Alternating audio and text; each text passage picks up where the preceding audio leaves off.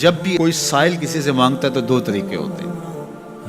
کچھ سائل ایسے ہوتے ہیں جو کوئی بات نہیں کرتے، سیدھا کے ہاتھ پلاتے ہیں. ایک تو سائل یہ ہے. اور سائل مانگنے والے جو بڑے اچھے طریقے سے مانگنے کا بھی فن جانتے تو ان کا طریقہ یہ نہیں ہوتا کہ کسی کے آگے جا کے بس ہاتھ پھیلاتے ہیں. پہلے وہ اس کی تعریفیں کرتے ہیں، پھر جو ہے وہ اس کی رحم دلی کا ذکر کرتے ہیں، پھر اس کے مال و اسباب جو اس کو دیے گئے ہیں ان کے قصیدے پڑھتے ہیں، پھر اپنی وفاداری کا اظہار کرتے ہیں، پھر جھولی پھیلاتے ہیں. تو یہ دوسرا اور مہذب طریقہ ہے. ایک تو مانگنے والا اپنی ضرورت کو یوں ہی کسی کے سامنے رکھ دے، اور ایک یہ ہے کہ مانگنے والا اپنی ضرورت کو رکھنے سے قبل جس سے مانگ رہا ہے پہلے اس کی تعریف کرے. اب بندے اللہ سے ہدایت مانگنے کے لیے کھڑے ہوئے، پہلے تو وضو کیا، صاف ستھرے ہوئے، کانوں پہ ہاتھ لگائے، اس کے بعد ہاتھ باندھ کے ادب سے کھڑے ہو گئے، اور اب مانگنے لگے تو کیا بولے؟ الحمدللہ رب العالمین. وہ آتے ہیں نا مانگنے والے دروازے پہ تو کہتے ہیں دوبارہ وسدہ روے، فلاں ہو فلاں ہو، وہ تعریفیں کرنے لگ جاتے ہیں. تو یہ مرحلہ ہوتا ہے. ابھی اس نے سوال لب پہ نہیں لایا ہوتا تو گھر والا پہلے بچے کو کہتا ہے جا اتنے پیسے اس کو دے گیا. میاں وہ تو آپ کی تعریفیں کر رہا ہے، مانگ تھوڑا رہا ہے. وہ سمجھتا ہے جو تعریفیں کرنا شروع ہو گیا یہ مانگنے کے لیے تو کر رہا ہے. اللہ اکبر. تو جب بندہ الحمدللہ کہتا ہے رحمتیں اسی وقت برسنا شروع ہو جاتی ہے. الرحمن الرحیم. میں سخی کی دہلیز پہ کھڑا ہوں جو رحمان بھی ہے جو رحیم بھی ہے. محض اپنے کرم سے عطا کر، رحم کی بھیک مانگ رہا ہوں. پھر کیا کہہ رہا ہے؟ مالک یوم الدین. کسی کنگال سے نہیں مانگ رہا، اس سے مانگ رہا ہوں جو مالک ہے، دنیا کا بھی مالک ہے، آخرت کا بھی مالک ہے. پھر اس کے بعد اگلی بات کیا کہتا ہے؟ ایاک نعبد و ایاک نستعین. مالک میں پوچھتا بھی تجھے اور مانگتا بھی تجھ سے.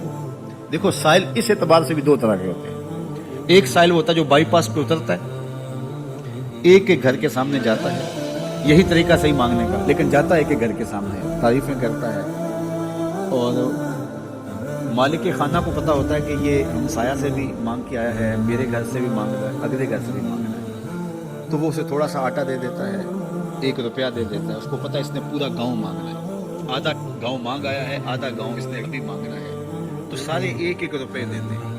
ایک تو سائل وہ ہے جو در در پہ جاتا ہے، اور ایک سائل بائی پاس سے اترا، وہاں سے پل عبور کیا، پھر گلی سے گزرتے ہوئے یہاں آیا، اور یہاں آ کے آپ کے ساتھ اس نے کہا کہ میں کسی در پہ نہیں گیا، آپ کے پاس آیا ہوں، اب آپ نے میری ضرورت پوری کرنی ہے. تو پھر 8 آنے 5 روپے تو نہیں دیے جائیں گے.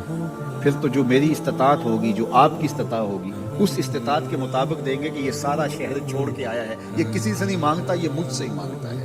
تو پھر آپ اس کی ضرورت پوری کریں گے. اگر آپ کے بس میں ہوا تو مانگنے والا کیا کہہ رہا ہے؟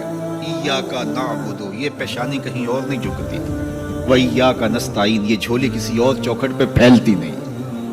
وہ کریم، وہ مالک رب جو تمام جہانوں کا رب ہے، میں اس کی دہلیز پہ کھڑا ہوں اور آیا سیدھا اسی کی دہلیز پہ ہوں. نہ اس سے پہلے کسی در پہ گیا ہوں، نہ اس کے بعد کسی در پہ جانا ہے. تو پھر مالک بھی کرم نوازی اور رحمتی ماننے کے باوجود مانگا کیا؟ ذرا غور کیجیے. یہ وہ ہے جو ہم ہر روز ہر نماز کی ہر رکعت میں مانگتے ہیں، اور مانگنے کا طریقہ کتنا خوبصورت ہے. اور مانگنے والے یوں ہی مانگا کرتے ہیں. پہلے جس سے مانگنا اس کی تعریفیں کرتے ہیں. آپ نے مانگنے والوں کو دیکھا جو سلیقے سے مانگتے ہیں، تیرے بچے وقت دے رہے ہیں، تیری جد آباد رہے، تیرا خاندان آباد رہے، وہ مانگتے ہیں. اس طرح پہلے تعریفیں کرتے ہیں، پھر کہتے ہیں تیری فیکٹریاں چلتی رہیں، تیرے جو ہے تیری جائیداد بڑھتی رہے. تو وہ اس کے خزانوں کا ذکر کرتے ہیں، اور پھر کہتے ہیں کہ یہ فقیر نہ مانا تیری چوکھٹ پہ آیا ہے، اس کی ضرورت تو پوری کر دے. اب بندہ بھی اللہ کے حضور جب حاضر ہوتا ہے تو مانگنے کا سلیقہ کیا ہے؟ سب سے پہلے کہتا ہے الحمدللہ رب العالمین. میں کسی کنگال کی چوکھٹ پہ نہیں آیا، تمام جہانوں کے پالن ہار کی چوکھٹ پہ آیا. اسی کی تعریفیں اختیاری بھی غیر اختیاری بھی، واسطے کے ساتھ بھی بلا واسطے کے ساتھ بھی. اسی کی خوبی ہیں، سارے اسی کے کمال ہیں، بس سارے اسی کے ہیں. پھر اس کے بعد کہتا ہے الرحمن الرحیم. وہ رحمان بھی ہے، وہ رحیم بھی ہے. پھر اس کے بعد کہتا ہے مالک یوم الدین. وہ دنیا کا ہی مالک نہیں، آخرت کا بھی مالک ہے، یوم حساب کا بھی مالک ہے. پھر اس کے بعد اپنی وفاداری جتلاتے ہوئے کہتا ہے ایاک نعبد و ایاک نستعین. مالک سارا جہاں بس رہا ہے، میں نے کسی سے نہیں مانگا، میں نے جھولی تیری چوکھٹ پر، میری پیشانی تیرے حضور جھکتی ہے، یہ پیشانی کسی اور کے حضور کبھی نہیں جھکی نہ جھکے. یہ سب عرض کرنے کے بعد پھر مانگتا کہ اہدنا الصراط المستقیم. مالک مجھے سیدھی راہ پہ چلا دے، میں تیرے حضور آیا ہوں، مجھے ہدایت کا نور عطا کر دے۔ انشاءاللہ یہ ہدایت کیا ہے اور ہدایت کی قسمیں کیا ہیں، اور پھر اس دعا کا جواب اللہ کی طرف سے کیا آتا ہے، اور بندے پہ کتنی کرم نوازی ہوتی ہے، انشاءاللہ یہ مضمون کل ہوگا۔ اللہ مجھے آپ کو اپنی رحمتوں کے سائے میں رکھے۔